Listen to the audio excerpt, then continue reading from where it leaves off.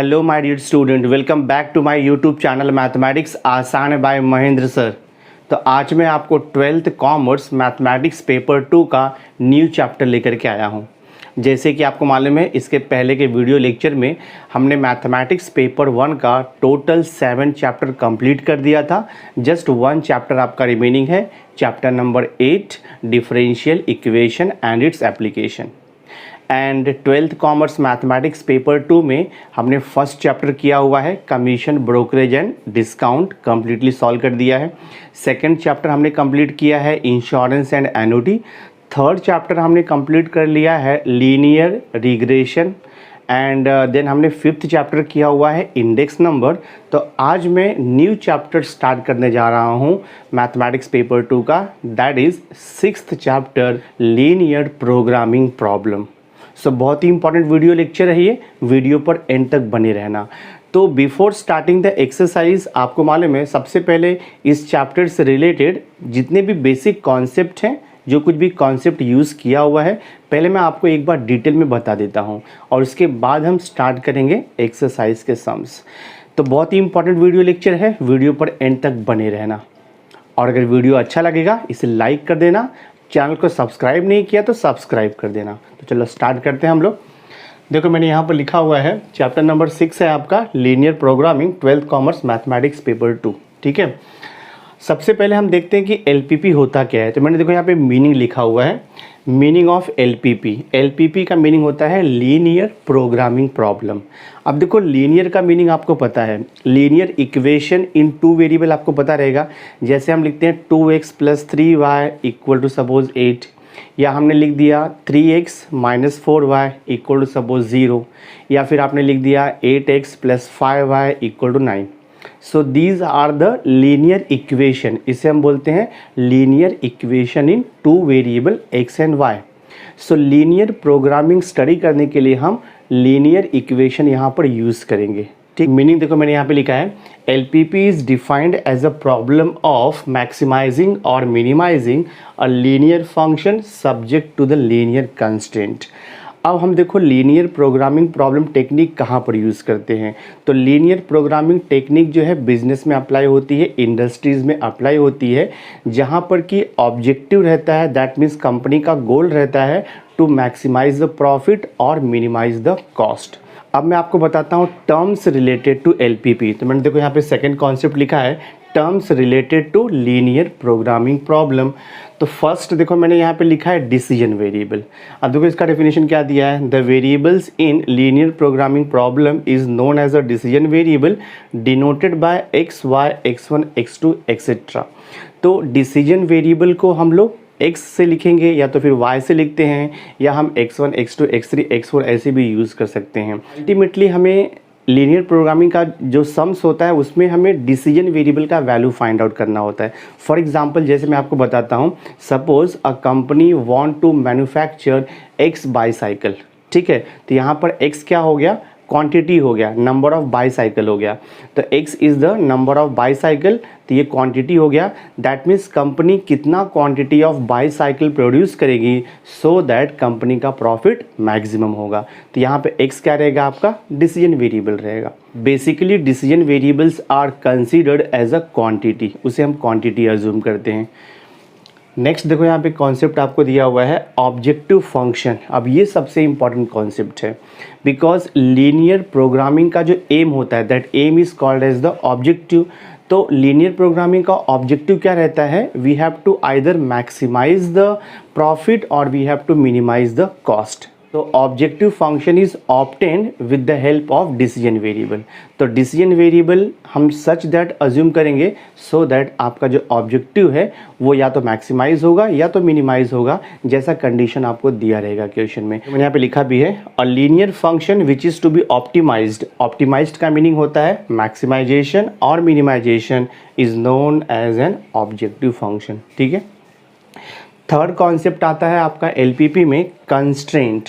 तो कंस्ट्रेंट देखो मैंने क्या लिखा है यहाँ पर, it is the condition under which an objective function is optimized, they are in the form of an equation और एन इन इक्वेशन।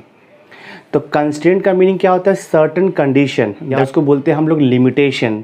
तो ये लिमिटेशंस आपको दिया रहता है। जैसे कि फॉर एग्जांपल आपको किसी कंपनी का प्रॉफिट मैक्सिमाइज करना है, तो जब आप प्रॉफिट को मैक्सिमाइज करोगे तो वहाँ पर कुछ कंडीशंस भी रहेगा, जैसे कि आपके रिसोर्सेज जो हैं, यानी कि मैन पावर है, कॉस्ट है, मशीनरी है, टूल्स है, ये सब कंपनी में लिमिटेड रहेंगे। तो जो रिसोर्सेज अवेलेबल होते हैं उसके ऊपर कंडीशंस दिया होता है। So that conditions are called as the restriction, या हम उसे बोलते हैं कंस्ट्रेंट। ठीक है, that means under the given constraint we have to maximise और we have to minimise the objective function. तो ये भी आपको क्वेश्चन में दिया रहता है। और देखो एक लास्ट पार्ट आता है आपका नॉन नेगेटिविटी कंस्ट्रेंट। अब ये नॉन नेगेटिविटी कंस्ट्रेंट क्या होता है, देख जो डिसीजन वेरिएबल हम अज्यूम करते हैं दैट इज़ आइदर एक्स से लिखते हैं या तो फिर वाई से लिखते हैं, या तो फिर हम x1 x2 x3 से भी लिख सकते हैं डिसीजन वेरिएबल को। तो डिसीजन वेरिएबल मोस्टली क्वांटिटी होता है। तो क्वांटिटी आपको मालूम है it will be either positive या तो फिर ज़ीरो रहेगा। So this is called as the non negativity constraint. That means value of the decision variable will be always positive और it will be equal to zero. So इसको हम बोलते हैं non negativity constraint. जैसे मैंने यहाँ पे देखो लिखा है x1, x2, x, y will be either equal to zero और more than zero, that means positive. तो नेगेटिव नहीं होता है, तो डिसीजन वेरिएबल x और y का वैल्यू नेगेटिव नहीं होता, it will be always positive और ज़ीरो। तो लीनियर प्रोग्रामिंग प्रॉब्लम को सॉल्व करने के लिए दो स्टेप होता है। पहला स्टेप होता है मैथमेटिकल फॉर्मुलेशन, यानी कि आपको वर्ड प्रॉब्लम दिया रहेगा और हम उसे मैथमेटिकल फॉर्म में कन्वर्ट करेंगे। मैथमेटिकल फॉर्म में कन्वर्ट करने का मतलब क्या होता है कि हम ऑब्जेक्टिव फंक्शन लिखेंगे, कंस्ट्रेंट लिखेंगे, नॉन नेगेटिविटी कंस्ट्रेंट लिखेंगे। अगर इतना हमने लिख दिया दैट मीन्स जो गिवन वर्ड प्रॉब्लम है एलपीपी का उसे हमने फॉर्मुलेट कर दिया एलपीपी में, या उसको बोलते हैं हम लोग, उसका हमने मैथमेटिकल मॉडलिंग कर दिया है। ठीक है, एक तो आपका पहला स्टेप होता है जो कि हम 6.1 में स्टडी करेंगे। तो 6.1 में बेसिकली हम mathematical formulation of the LPP करेंगे, यानी कि आपको वर्ड प्रॉब्लम दिया रहेगा और उसे हम एलपीपी में कन्वर्ट करेंगे। उसके बाद जो नेक्स्ट एक्सरसाइज है 6.2, तो 6.2 में हम सॉल्यूशन फाइंड आउट करेंगे लीनियर प्रोग्रामिंग प्रॉब्लम का with the help of graph. तो बेसिकली लीनियर प्रोग्रामिंग प्रॉब्लम का सॉल्यूशन फाइंड आउट करने का दो मेथड होता है, एक होता है ग्राफिकल मेथड और दूसरा होता है सिंप्लेक्स मेथड। लेकिन सिंप्लेक्स मेथड आपके सिलेबस में नहीं है, ये हायर लेवल स्टडी में आता है।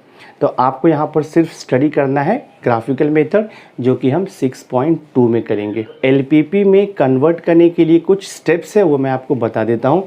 देखो मैंने यहाँ पे लिखा है mathematical formulation of linear programming problem. तो स्टेप 1 है identify the decision variable. That means question में आप x क्या लोगे, y क्या लोगे, या फिर आप x1 क्या लोगे, x2 क्या लोगे, वो आपको डिसाइड करना पड़ेगा according to the condition in the question. ठीक है, सेकेंड स्टेप आता है identify the objective function. That means आपको क्वेश्चन में फाइंड आउट करना है कि यहाँ पर जो प्रॉब्लम है वो मैक्सिमाइजेशन का है या तो मिनिमाइजेशन का है। बहुत ही सिंपल सा मेथड है। अगर प्रॉफिट दिया रहेगा तो समझ जाओ प्रॉब्लम मैक्सिमाइजेशन का है, और अगर आपको कॉस्ट दिया रहेगा दैट मीन्स प्रॉब्लम मिनिमाइजेशन का है। तो ऑब्जेक्टिव फंक्शन में मोस्टली दो ही आता है, या तो मैक्सिमाइजेशन रहेगा ऑब्जेक्टिव फंक्शन या तो फिर मिनिमाइजेशन रहेगा। तो वही देखो मैंने यहाँ पे लिखा है स्टेप 2 में लिखा है identify objective function and write in terms of decision variables. Step 3 देखो आता है। स्टेप 3 में आपको क्या करना है identify the constraint and write in terms of equation और इनइक्वेशन। जैसे कि मैंने आपको बताया कंस्ट्रेंट्स आर द कंडीशन और we can say limitation which are given in the statement, यानी कि क्वेश्चन में आपको कुछ कंडीशन दिया रहेगा, कुछ लिमिटेशंस दिया रहेगा रिसोर्सेज के ऊपर, तो वो कंडीशन हमें आइडेंटिफाई करना है और जैसा दिया रहेगा आपको इक्वेशन या तो फिर इन इक्वेशन के फॉर्म में लिखना है उसे। तो ये 3 स्टेप्स में आपका जो भी वर्ड प्रॉब्लम रहेगा 6.1 में वो फॉर्मुलेट हो जाएगा। देखो मैंने यहाँ पे एक एग्जांपल लिखा हुआ है, मैंने लिखा है maximise z equal to 2x1 plus 3x2 subject to constraint x1 plus 2x2 less than और equal to 10 3x1 plus 5x2 less than और इक्वल टू 20 और मैंने यहाँ पे लिखा है x1 comma x2 greater than और इक्वल टू 0। जस्ट मैंने एग्जांपल लिया हुआ है। टेक्स्ट बुक में आपको दिया रहेगा वर्ड प्रॉब्लम और आपको ये फॉर्मेट में लिखना है। अब देखो मैंने यहाँ पे जो लिखा है मैक्सिमाइज जेड, तो मैक्सिमाइज मतलब वो प्रॉफिट का क्वेश्चन रहेगा, ठीक है। Maximize Z equal to 2x1 plus 3x2, इसे हम बोलते हैं ऑब्जेक्टिव फंक्शन। फिर बाद में देखो यहाँ पे लिखा है x1 plus 2x2 less than और इक्वल टू 10, ये मोर देन भी हो सकता है। 3x1 plus 5x2 less than और इक्वल टू 20, तो ये जो दोनों है इन इक्वेशन, इसको हम बोलते हैं कंस्ट्रेंट या उसको बोलते हैं हम लोग लिमिटेशन, ठीक है। तो ये कंस्टेंट यानी कि कंडीशन आपको दिया रहेगा क्वेश्चन में।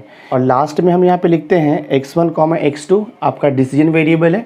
Decision variable will be always either more than 0 और it will be equal to 0, तो इसे हम बोलते हैं नॉन नेगेटिविटी कंस्टेंट। तो कोई भी क्वेश्चन आपको दिया रहेगा वर्ड प्रॉब्लम में और आपको बोला रहेगा कि इसको LPP में कन्वर्ट करो या फॉर्मुलेट करो, तो आपको ये वे से फाइनल आंसर लिखना है। आई होप मैंने जो भी बेसिक कॉन्सेप्ट अभी तक आपको बताया है क्लियर हो गया होगा। तो चलो स्टार्ट करता हूँ एक्सरसाइज 6.1 से। हम एक्सरसाइज 6.1 का देखो फर्स्ट क्वेश्चन में यहाँ पे स्टार्ट कर रहा हूँ। क्वेश्चन में आपको दिया है, देखो दो टाइप का गैजेट है A and B, these are the two types of gadget which are produced in a company, ठीक है। अब देखो गैजेट ए को प्रोड्यूस करने के लिए पहले वो फाउंड्री में जाता है प्रोसेस के लिए, उसके बाद फिर वो मशीन शॉप में जाता है प्रोसेस के लिए, ठीक है। तो यहाँ पर दो ऑपरेशन हो रहा है, एक तो फाउंड्री में प्रोसेस हो रहा है और बाद में मशीन शॉप में प्रोसेस हो रहा है। सेम वे जो गैजेट बी है वो पहले फाउंड्री में प्रोसेस होता है, बाद में मशीन शॉप में जाता है प्रोसेस होने के लिए, ठीक है। तो ये क्वेश्चन में दो टाइप का प्रोडक्ट है A and B and which are processed और we can say which are manufactured through two different process, one is foundry and second one is machine shop. अब देखो यहाँ पे दिया है टाइम अवेलेबिलिटी इन आवर्स, यानी कि फाउंड्री में सिर्फ 60 आवर्स तक ही प्रोसेस हो सकता है और मशीन शॉप जो है फिर 35 आवर्स के लिए ही अवेलेबल है। तो ये टाइम का अवेलेबिलिटी है, यानी कि फाउंड्री में सिर्फ 60 आवर्स तक ही काम हो सकता है और मशीन शॉप में 35 आवर्स तक काम हो सकता है। तो ये आपको कंडीशन दिया हुआ है क्वेश्चन में, ठीक है। और देखो आपको यहाँ पे एडिशनल इन्फॉर्मेशन क्या दिया है, profit on sale of product A is ₹30 per unit and profit on sale of product B is ₹20 per unit. तो क्वेश्चन आपको बोला है formulate the LPP to have maximum profit. तो मैंने आपको बोला था जब भी क्वेश्चन में प्रॉफिट आएगा दैट मीन्स हमें ऑब्जेक्टिव फंक्शन मैक्सिमाइजेशन का रहेगा। तो ये क्वेश्चन जो है 3 स्टेप में सॉल्व होगा, मैंने आपको बताया है भी जस्ट एग्जांपल्स में।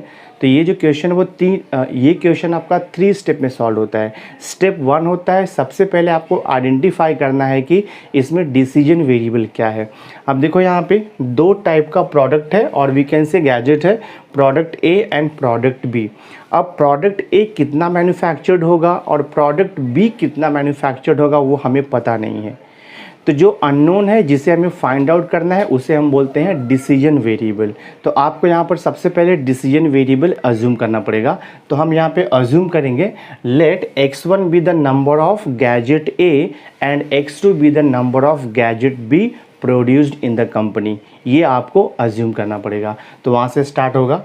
तो आई विल राइट हियर, यहाँ पे लिखते हैं हम लोग let x1 be the number of let x1 be the number of unit, let x1 be the number of unit of product A, ठीक है, प्रोडक्ट A एंड यहाँ पे लिखेंगे हम लोग x2 be the number of unit, x2 be the number of unit of product B are produced, ठीक है, B are produced। तो हमने यहाँ पे x1 x2 ये दो डिसीजन वेरिएबल लिया। x1 be the number of unit of gadget A and x2 be the number of unit of gadget B are produced. ये हमने अज्यूम किया डिसीजन वेरिएबल। ये आपका स्टेप 1 हो गया। अभी स्टेप 2 में हम फाइंड आउट करेंगे ऑब्जेक्टिव फंक्शन। ऑब्जेक्टिव फंक्शन का मीनिंग होता है आइदर मैक्सिमाइजेशन और मिनिमाइजेशन। तो क्वेश्चन में देखो प्रॉफिट आपको मेंशन किया हुआ है, ठीक है, यहाँ पर प्रॉफिट मेंशन किया हुआ है। तो जब भी प्रॉफिट मेंशन किया रहेगा दैट मीन्स प्रॉब्लम आपका मैक्सिमाइजेशन है। बहुत ही सिंपल है, देखो यहाँ पे अभी क्या लिखा हमने यहाँ पर, x1 with the number of unit of product A is produced, और देखो यहाँ पे प्रॉफिट आपको दिया है, profit on sale of product A is ₹30 per unit. That means 1 unit of product A sale करेंगे तो ₹30 मिलता है। तो टोटल कितना यूनिट है, x1 यूनिट है, तो x1 यूनिट पे प्रोडक्ट ए का प्रॉफिट कितना हो जाएगा आपका 30 into x1। Same way product B जो है वो x2 यूनिट हम लोग सेल कर रहे हैं या मैन्युफैक्चर कर रहे हैं, तो पर यूनिट ऑफ x2 कितना प्रॉफिट दिया, देखो आपको per unit of product B profit कितना है, ₹20 दिया है। तो x2 का कितना प्रॉफिट हो जाएगा, 20x2 हो जाएगा। तो हमने जो गैजेट ए है इसे हम लोगों ने x1 यूनिट लिया है और गैजेट 2 को हम लोगों ने x2 यूनिट लिया है, ठीक है। तो अब हम यहाँ पे प्रॉफिट निकालेंगे, तो मैं देखो यहाँ पे लिखता हूँ, so I will write here profit equals to, देखो per unit of product A profit is given ₹30, तो x1 यूनिट का प्रॉफिट कितना हो जाएगा 30x1, तो प्रॉफिट हो जाएगा देखो आपका 30x1 plus, same way per unit of profit on product B कितना दिया है 20, और जो प्रोडक्ट बी है वो कितना यूनिट हमने लिया है, x2 यूनिट लिया है, तो 1 पे प्रॉफिट दिया है ₹20, तो x2 पे कितना प्रॉफिट हो जाएगा आपका 20x2 हो जाएगा। तो हम यहाँ पे लिख देंगे 20x2, तो ये आपका हो गया टोटल प्रॉफिट, और जो टोटल प्रॉफिट मिला है इसे हम बोलते हैं ऑब्जेक्टिव फंक्शन, ठीक है। उसके बाद हम लोग लिखेंगे कंस्ट्रेंट। अब कंस्ट्रेंट मतलब जो कंडीशन देखो आपको दिया है, फाउंड्री पे कंडीशन दिया है कि हम 60 आवर्स से ज़्यादा यूज़ नहीं कर सकते फाउंड्री को। मशीन शॉप का कंडीशन दिया है कि हम 35 आवर्स से ज़्यादा नहीं यूज़ कर सकते, यानी कि हम 60 आवर्स यूज़ करेंगे या तो उससे कम, और मशीन शॉप कितना बोला है, हम 35 आवर्स यूज़ करेंगे या तो फिर उससे कम, बिकॉज यहाँ पे अवेलेबिलिटी दिया हुआ है, इतना ही अवेलेबल है वो। अभी हम कंस्ट्रेंट लिखेंगे, यानी कि जो कंडीशन आपको दिया है क्वेश्चन में, या उसे हम बोलते हैं लिमिटेशन। तो कंडीशन देखो आपको दिया है, फाउंड्री के ऊपर कंडीशन दिया और मशीन शॉप पे कंडीशन दिया है। देखो यहाँ पर जो है ना, टोटल जो टाइमिंग है वो 60 आवर्स से ज़्यादा नहीं होना चाहिए, और यहाँ पे टोटल जो टाइमिंग है वो 35 आवर्स से ज़्यादा नहीं होना चाहिए। तो मैं यहाँ पे देखो कंस्ट्रेंट बनाऊँगा। Now see here, 1 unit of x1 produce करने के लिए फाउंड्री पे कितना लग रहा है, प्रोडक्ट ए को 10 आवर्स लगता है, ठीक है। तो x1 के लिए कितना लगेगा, 10x1 हो जाएगा। And 1 unit of product B produce करने के लिए फाउंड्री पे कितना लगता है, 6 आवर्स लगता है। तो x2 यूनिट प्रोड्यूस करने के लिए कितना लगेगा, 6x2 लगेगा। तो एक कंडीशन आपका बनेगा फाउंड्री के ऊपर, तो मैं देखो यहाँ पे लिखता हूँ, ये देखो हो जाएगा आपका 10x1 हो जाएगा, प्लस देखो यहाँ पर 6x2 हो जाएगा। ये हो गया 10x1 प्लस 6x2 हो गया, ये टोटल आवर्स हो गया ऑन फाउंड्री। बट ये टोटल आवर्स ना 60 से ज़्यादा नहीं होना चाहिए, बिकॉज फाउंड्री के लिए सिर्फ 60 आवर्स ही अवेलेबल है।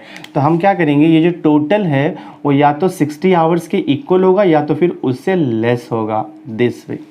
तो ये जो कंडीशन है ये आपका फाउंड्री के ऊपर हो गया, ठीक है। ये कंडीशन आपका फाउंड्री के ऊपर हो गया, total hours should be either equal to 60 और लेस देन 60। अब देखो सेकेंड कंस्टेंट हम बनाएंगे, कंडीशन बनाएंगे मशीन शॉप के ऊपर। 1 unit of product A produce करने के लिए 5 आवर्स लग रहा है, तो x1 यूनिट प्रोड्यूस करने के लिए कितना लगेगा, 5x1 लगेगा। तो हम यहाँ पे लिख देंगे 5x1 plus exactly same way 1 unit of product B को मैन्युफैक्चर करने के लिए कितना आवर्स लगता है, यहाँ पे 4 आवर्स लगता है मशीन शॉप पे। तो x2 यूनिट प्रोड्यूस करने के लिए कितना आवर्स लगेगा, तो 4x2 लगेगा। तो हमने लिख दिया यहाँ पे 4x2।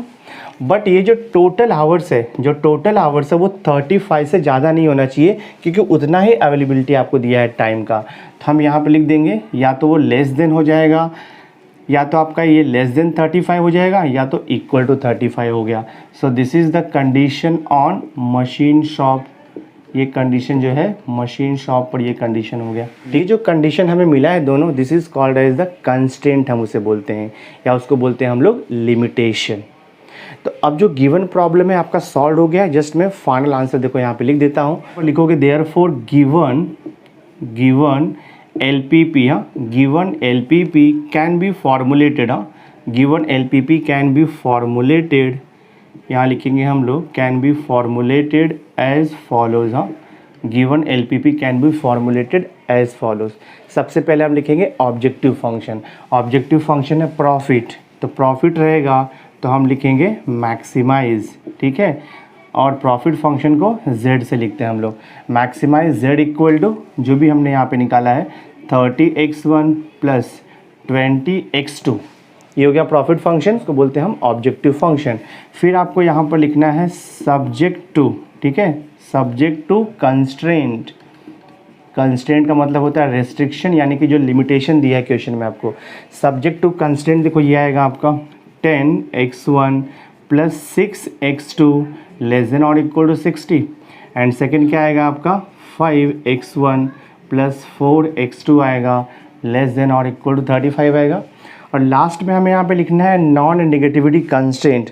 अब x1 x2 क्या लिया हमने, डिसीजन वेरिएबल है। x1 क्या है, number of unit of gadget A, x2 क्या है, number of unit of gadget B। तो ये क्वांटिटी है, it can not be negative, it could be either zero और पॉजिटिव। तो यहाँ पर हम लिखेंगे x1 comma x2 greater than और इक्वल टू 0 लिखोगे आप। ये देखो आपका फाइनल आंसर है, सम देखो यहाँ पे सॉल्व हो जाएगा, ठीक है, ये आपका फाइनल आंसर है। तो जो गिवन वर्ड प्रॉब्लम था मैंने उसको एलपीपी में फॉर्मुलेट कर दिया। So this is called as the formulation of LPP.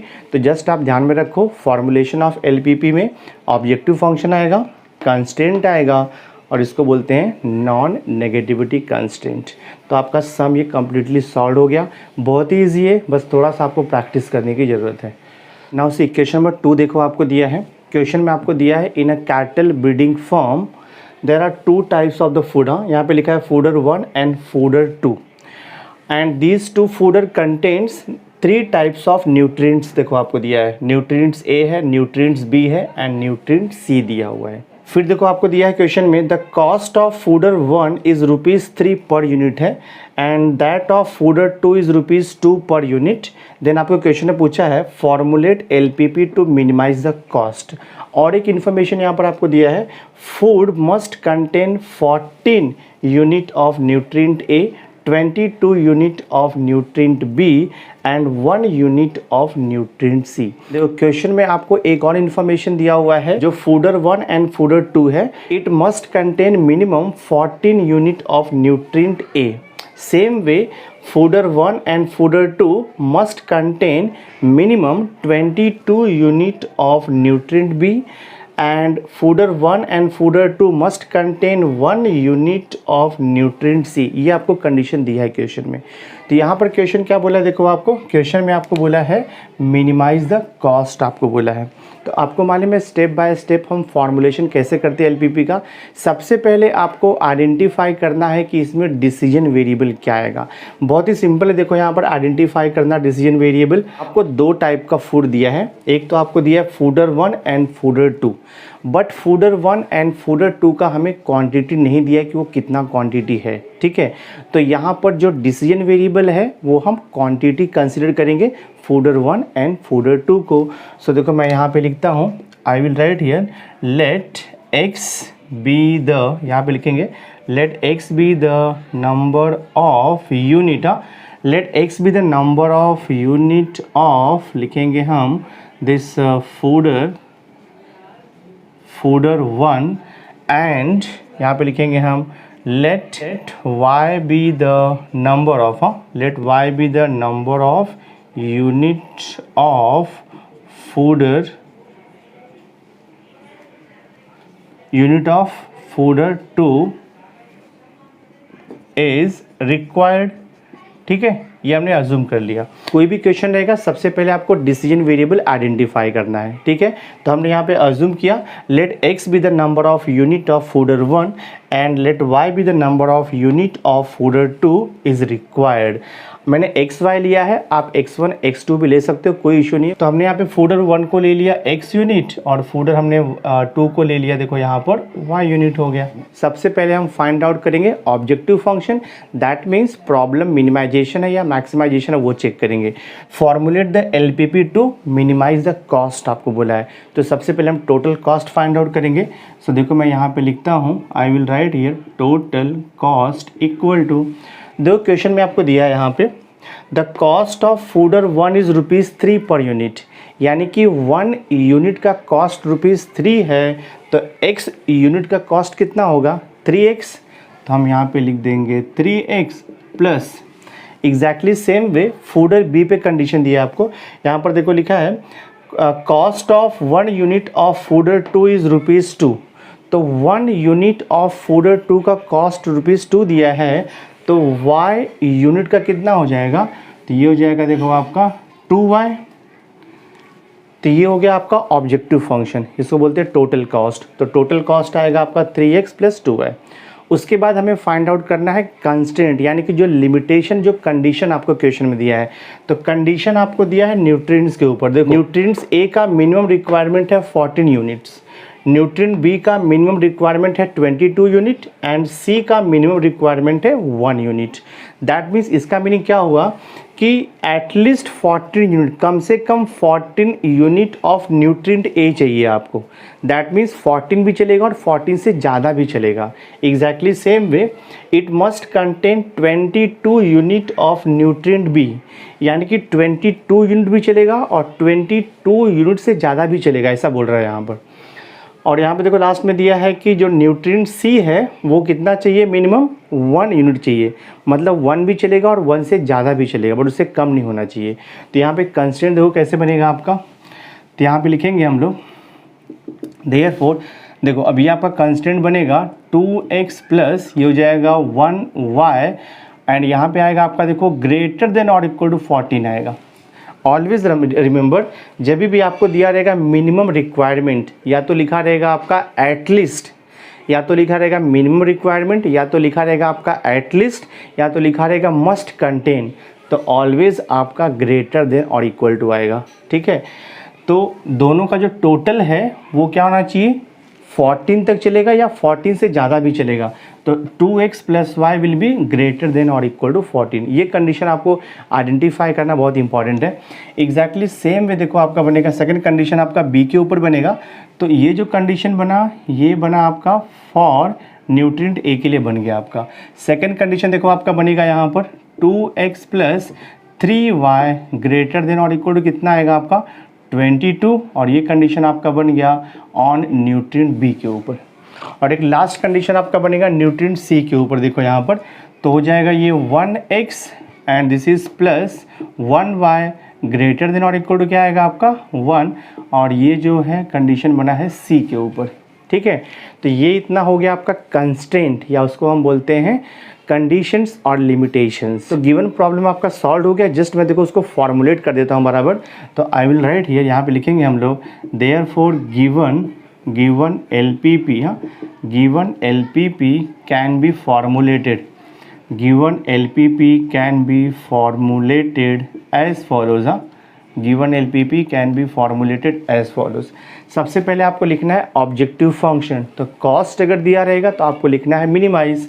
तो हम यहाँ पर देखिए लिखेंगे, हम यहाँ पर लिखेंगे मिनिमाइज, हाँ मिनिमाइज, और यहाँ पे लिख देंगे हम z इक्वल टू कितना कॉस्ट है, देखो यहाँ पर 3x प्लस 2y।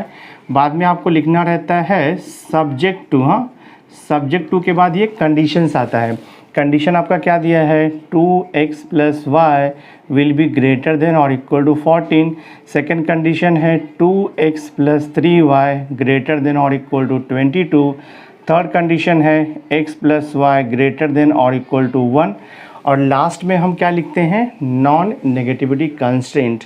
हमने x और y क्या लिया था, x is the number of quantity of fodder 1 and x2 क्या है, number of quantity of fodder 2। तो यहाँ पे x और y क्वांटिटी है, so it can not be negative, it can be 0 और it can be more than 0। तो यहाँ पे लास्ट में हम लोग लिखेंगे x ग्रेटर देन और equal to 0 and y is also greater than और equal to 0।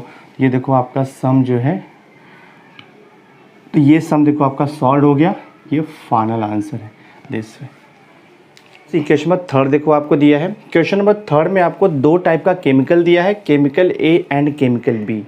And chemical A and chemical B को प्रोड्यूस करने के लिए 2 डिफरेंट टाइप का रॉ मटेरियल चाहिए। तो यहाँ पे P एंड Q आपको दिया है रॉ मटेरियल्स, ठीक है। और देखो यहाँ पे लास्ट कॉलम में लिखा है अवेलेबिलिटी, दैट मीन्स जो रॉ मटेरियल P है वो सिर्फ 120 यूनिट अवेलेबल है, उससे ज़्यादा अवेलेबल नहीं है। एंड जो रॉ मटेरियल क्यू है वो आपका सिर्फ 160 यूनिट अवेलेबल है, यानी कि उससे ज़्यादा हम यूटिलाइज़ नहीं कर सकते। तो ये आपको जो दिया है ये मैक्सिमम अवेलेबिलिटी है, इससे ज़्यादा हम यूटिलाइज़ नहीं कर सकते हैं, ठीक है। दैट मीन्स या तो हम 120 यूटिलाइज़ करें या उससे कम यूटिलाइज़ करें। एग्जैक्टली सेम वे, या तो हम 160 तक यूटिलाइज़ करें या 160 से कम यूटिलाइज़ करें, ठीक है। और यहाँ पे क्या दिया है आपको, सी हियर, पर unit of chemical A produce करने के लिए देखो 3 यूनिट ऑफ पी लगता है रॉ मटेरियल, पर unit of chemical B produce करने के लिए 2 unit of raw material P लगता है, ठीक है। Exactly same way, per unit of chemical A produce करने के लिए 2 यूनिट ऑफ कितना लगता है, रॉ मटेरियल क्यू लगता है, एंड पर unit of chemical B produce करने के लिए 2 unit of raw material Q लगता है। ये आपको कंडीशंस दिया है। इसके बाद और आपको देखो कुछ एडिशनल इन्फॉर्मेशन दिया हुआ है, मैंने लिखा है यहाँ पे, profit per unit of chemical ए, यानी कि केमिकल ए को अगर हम सेल करेंगे तो पर यूनिट का प्रॉफिट कितना है, ₹350, और केमिकल बी को अगर हम सेल करेंगे तो पर यूनिट का प्रॉफिट कितना दिया है, ₹400। तो यहाँ पे क्वेश्चन में क्या बोला है, formulate the LPP to maximize the profit. तो प्रॉफिट का सम है, यानी कि मैक्सिमाइज करना है हमें यहाँ पर। बहुत ही सिंपल है। देखो सबसे पहले आपको आइडेंटिफाई करना है कि इसमें डिसीजन वेरिएबल क्या है। डिसीजन वेरिएबल का मीनिंग होता है कि अननोन क्वांटिटी जो कि हमें फाइंड आउट करना है। अब देखो आपको 2 टाइप का केमिकल दिया है, A and B, but chemical A कितना प्रोड्यूस करना है और केमिकल बी कितना प्रोड्यूस करना है वो हमें दिया नहीं है, तो उसे अज्यूम करना पड़ेगा, उसको हम बोलते हैं डिसीजन वेरिएबल। तो सपोज मैं यहाँ पे लेता हूँ, सपोज केमिकल ए हम प्रोड्यूस करेंगे x यूनिट और केमिकल बी हम प्रोड्यूस करेंगे y यूनिट। इसे हम x1 x2 भी ले सकते हैं। तो मैं यहाँ पर देखो अज्यूम करता हूँ, तो I will write here let x unit of chemical A and यहाँ पे लिखेंगे हम लोग y unit of chemical B is produced. ये हमने अज्यूम कर लिया। तो x और y को हम बोलते हैं डिसीजन वेरिएबल, जिसका वैल्यू अननोन होता है वो हमें फाइंड आउट करना होता है, ठीक है। तो ये हमने यहाँ तक लिख दिया। सबसे पहले हम फाइंड आउट करेंगे टोटल प्रॉफिट। तो देखो मैं यहाँ पे प्रॉफिट निकालता हूँ, प्रॉफिट इक्वल्स टू हो जाएगा, देखो 1 यूनिट ऑफ केमिकल ए पे कितना प्रॉफिट है, 350 रुपीज़ का। तो अगर हमें x यूनिट प्रोड्यूस करना है तो कितना प्रॉफिट हो जाएगा, 350 इंटू एक्स। तो केमिकल ए पे प्रॉफिट कितना हो जाएगा, 350 इंटू एक्स हो जाएगा। एग्जैक्टली सेम वे देखो profit per unit of chemical B कितना मिल रहा है, ₹400, और केमिकल बी हम कितना प्रोड्यूस कर रहे हैं, y यूनिट। तो total profit on chemical B कितना हो जाएगा, 400, और हम यहाँ पर लिख देंगे y। तो ये हो गया आपका टोटल प्रॉफिट फंक्शन। अब देखते हैं कंडीशन यहाँ पर क्या दिया हुआ है। देखो केमिकल ए प्रोड्यूस करने के लिए हमें 120 unit of raw material P available है and 160 unit of raw material Q available है। दैट मीन्स ये टोटल ऐड करने पे 120 से ज़्यादा नहीं होना चाहिए, या तो 120 या तो उससे कम होना चाहिए, बिकॉज इतना ही अवेलेबिलिटी है उसका। एग्जैक्टली सेम वे ये ऐड करने पे टोटल आपका 160 आना चाहिए, 160 से कम आएगा बिकॉज उतना ही अवेलेबिलिटी है। तो अब मैं यहाँ पे कंस्ट्रेंट फॉर्म करूँगा, जिसे हम बोलते हैं लिमिटेशन या तो फिर कंडीशन जो आपको दिया हुआ है। 1 यूनिट ऑफ ए प्रोड्यूस करने के लिए कितना लगता है, 3 unit of raw material P लगता है। तो x को प्रोड्यूस करने के लिए कितना लगेगा, ये तो ये हो जाएगा आपका देखो 3x plus 1 unit of chemical B produce करने के लिए कितना लग रहा है, देखो यहाँ पे 2 यूनिट ऑफ पी लग रहा है। तो y unit of B produce करने के लिए कितना लगेगा, ये हो जाएगा आपका 2y, और जो टोटल है वो या तो इक्वल होगा 120 के या तो फिर लेस होगा 120 के, ठीक है। तो टोटल जो रहेगा वो, तो जो टोटल आएगा either it will be equal to 120 या तो फिर लेस देन 120 आएगा, क्योंकि यहाँ पे अवेलेबिलिटी दिया है। अवेलेबिलिटी दिया है उसका मीनिंग क्या होता है कि उतना ही अवेलेबल है, वो उससे ज़्यादा नहीं ले सकते हम लोग। इसके पहले का जो क्वेश्चन दिया था उसमें क्या था, मिनिमम रिक्वायरमेंट, दैट मीन्स कम से कम इतना चाहिए, इससे ज़्यादा भी आप ले सकते हो। तो इसके पहले का क्वेश्चन और यहाँ पर डिफरेंस देखो आपको है। तो ये तो कंडीशन हो गया ऑन रॉ मटेरियल पी के ऊपर कंडीशन हो गया ऑन पी। सेकंड कंडीशन देखो आपका बनेगा ऑन रॉ मटेरियल क्यू के ऊपर, तो 1 यूनिट ऑफ ए प्रोड्यूस करने के लिए 2 यूनिट ऑफ क्यू लग रहा है, तो x unit of A produce करने के लिए कितना लगेगा, ये 2x यूनिट ऑफ ए लगेगा, क्यू लगेगा 2x plus. Same way 1 unit of B produce करने के लिए 5 यूनिट ऑफ क्यू लग रहा है, तो y unit of B produce करने के लिए कितना यूनिट लगेगा क्यू का, 5y लग जाएगा, तो हम लिखेंगे 5y। बट जो टोटल अवेलेबिलिटी है वो कितना दिया है 160, तो 160 से ज़्यादा नहीं होना चाहिए, तो ये आएगा लेस देन 160 आएगा, या तो फिर इक्वल टू 160 आएगा। तो ये कंडीशन हो गया ऑन रॉ मटेरियल क्यू के ऊपर हो गया, कंडीशन बन गया है। अब हम जो है फाइनल आंसर लिख देंगे, तो मैं यहाँ पे लिखूँगा देयरफॉर गिवन LPP, हाँ therefore given LPP can be formulated, given LPP can be formulated, आप लिखोगे as follows, given LPP can be formulated as follows. Profit है तो हम यहाँ पे लिखेंगे मैक्सिमाइज, मैक्सिमाइज प्रॉफिट फंक्शन को z से लिखते हैं, मैक्सिमाइज z इक्वल टू कितना आएगा 350x प्लस 400y, और यहाँ पर आपको लिखना है सब्जेक्ट टू कंस्टेंट, यानी कि जो कंडीशन दिया है क्वेश्चन में, ये कंडीशन है, कंस्टेंट है 3x plus 2y less than और इक्वल टू 120, सेकेंड कंस्टेंट है 2x plus 5y less than और इक्वल टू 160, और लास्ट में पता है हम क्या लिखते हैं, नॉन नेगेटिविटी कंस्टेंट, यानी कि जो डिसीजन वेरिएबल x और y लिया है वो या तो 0 रहेगा या तो पॉजिटिव रहेगा, तो यहाँ पे हम लिखेंगे x ग्रेटर देन और equal to 0 and y also greater than और इक्वल टू 0। तो ये आपका देखो फाइनल आंसर हो गया, सम आपका सॉल्व हो गया। बहुत ही सिंपल है, थोड़ा सा प्रैक्टिस करना पड़ेगा आपको।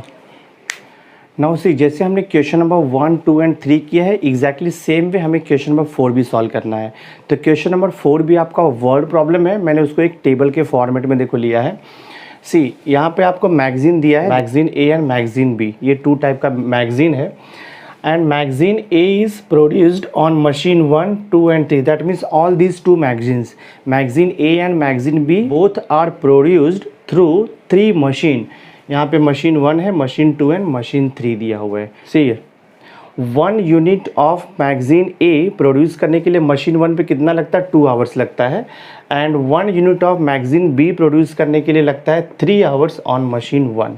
Exactly same way 1 unit of magazine A produce करने के लिए मशीन 2 पे 5 आवर्स लगता है, and 1 unit of magazine B को प्रोड्यूस करने के लिए मशीन 2 पे जो है 2 आवर्स लगता है। Exactly same way 1 unit of magazine A को प्रोड्यूस करने के लिए मशीन 3 पे 2 आवर्स लगता है, और मैगजीन बी को प्रोड्यूस करने के लिए मशीन 3 पे 6 आवर लगता है। और यहाँ पे क्या मेंशन किया है कि जो टोटल वीकली आवर्स जो अवेलेबल है, मशीन 1 हम सिर्फ 36 आवर्स तक ही यूज़ कर सकते हैं इन अ वीक, एंड मशीन 2 को हम 50 आवर्स तक ही यूज़ कर सकते हैं इन अ वीक, और जो मशीन 3 है, मशीन 3 को हम 60 आवर्स तक यूटिलाइज़ कर सकते हैं, उससे ज़्यादा हम यूज़ नहीं कर सकते हैं।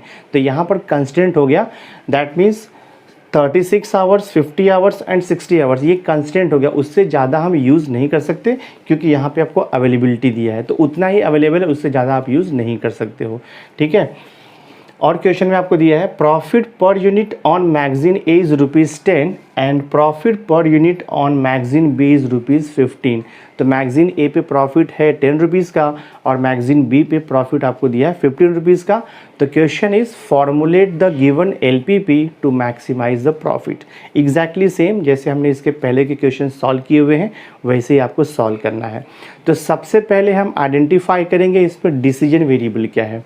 डिसीजन वेरिएबल मतलब जो चीज़ आपको फाइंड आउट करना है जो अननोन है। तो हमें एक्चुअली फाइंड आउट करना है number of unit of magazine A and number of unit of magazine B. तो हम क्या अज्यूम कर लेंगे, suppose x be the number of unit of magazine A and y be the number of unit of magazine B are produced. तो मैं यहाँ पे लिखूँगा सॉल्यूशन में, तो I will write here let x be the number of unit, let x be the number of unit of magazine A and y be the number of y be the number of unit of magazine number of unit of magazine b are produced, ये हम assume कर लेंगे। ठीक है, सबसे पहले हम यहाँ पे प्रॉफिट निकालेंगे। तो मैं यहाँ पे देखो लिखता हूँ profit equal to total profit from magazine A and magazine B.